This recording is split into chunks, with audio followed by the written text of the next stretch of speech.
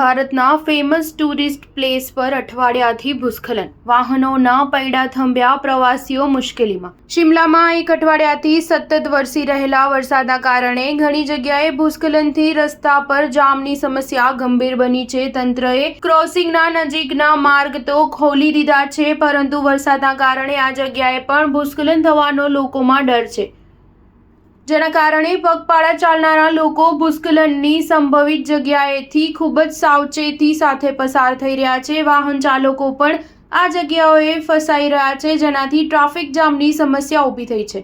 વળી ચક્કર માર્ગ પર પ્રેસની નજીક પણ ભૂસ્ખલનનો ક્રમ શરૂ છે. લોકો દ્વારા ભૂસ્ખલન રોકવા માટે તાડપત્રી લગાવવામાં આવી છે, પરંતુ વરસાદના કારણે ત્યાં પણ જોખમ રહેલું છે. મંગળવારે ટુટુ ક્રોસિંગથી જૂના બસ સ્ટેશન સુધી પહોંચવા લોકોને આશરે 1 થી 1.5 કલાકનો સમય લાગ્યો હતો.